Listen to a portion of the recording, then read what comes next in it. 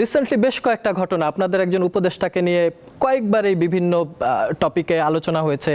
Last উনি বিমানবন্দরে একটা সেমিনারে যাওয়ার সময় অ্যামুনিশন সহ ব্যাগে ছিল, পরবর্তীতে এটা নিয়ে অনেক কথা হয়েছে। শফিকুল আলম উনি বলেছেন যে নিরাপত্তার জন্য আমি অস্ত্রের লাইসেন্স নিয়েছি।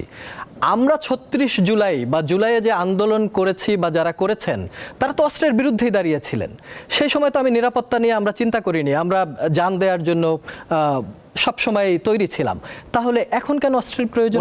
ওই আন্দোলনের one of the big leader ছিলেন, তো ওনাকে তো টার্গেটটা আপনারা তো দেখেছেন, ওনাদের অনেককেই তো টার্গেট করা হয়েছে না, কিন্তু ওই সময়ের চাইতে এখন কি প্রাণের ভয় বেশি? এখনো তো উনি অনেক জায়গায় যাচ্ছেন, পাবলিক ইয়েতে যাচ্ছেন, প্রচুর লোক আসছে, তার সাথে দেখা করছে, তো ওনার তো এই সিকিউরিটি রিস্ক তো থাকে, এটা সারা বিশ্বেই থাকে।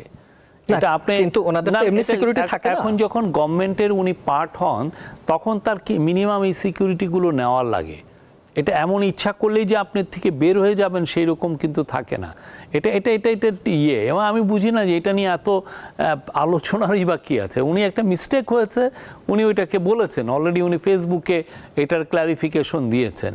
এমন না যে উনি খুব এটা একটা বড় করাপশনের কাজ করেছেন বিশাল, এরকম কিছু না। ওনার একটা মিস্টেক হয়েছে এবং উনি এটা ক্যান্ডিডলি বলেছেন যে কি হয়েছে। না, উনি করাপশন করেছেন কি করেননি এটা তো ধরেন ওনার বিরুদ্ধে সরাসরি অভিযোগ না থাকলে ওনার এপিএস এর বিরুদ্ধে অভিযোগ ছিল, তাকে সরানো হয়েছে। এটা নিশ্চয়ই প্রমাণিত কিছু না। না, প্রমাণিত কিছু না, কিন্তু আমি বলতে চাই যে সরকারে থাকা অবস্থায় দুদক যেমন স্বাধীন কমিশন, দুদক কি এই সরকারের কোনো উপদেষ্টার বিরুদ্ধে তদন্ত করতে পারবে নাকি আপনারা বাধা দেবেন? আমরা কি বাধা দিচ্ছি? না, আমি বলি নাই যে বাধা দিচ্ছেন, আমি বলছি যে বাধা দিবেন। বিষয়ে বাধা দিচ্ছি, বরঞ্চ আমাদের চিফ অ্যাডভাইজার পত্রিকাগুলোর এডিটরদেরকে ডেকে এনে বলেছেন যে আপনারা অবাধভাবে লেখেন, আমরা যদি অন্যায় করে থাকি আমাদের ক্রিটিসাইজ করেন, আমাদের যদি দুর্বলতা পান ক্রিটিসাইজ করেন, আমরা যদি পলিসি ফেইলিউর হয় আমি কোনো ধরনের আপনি এগুলো নিয়ে লেখেন।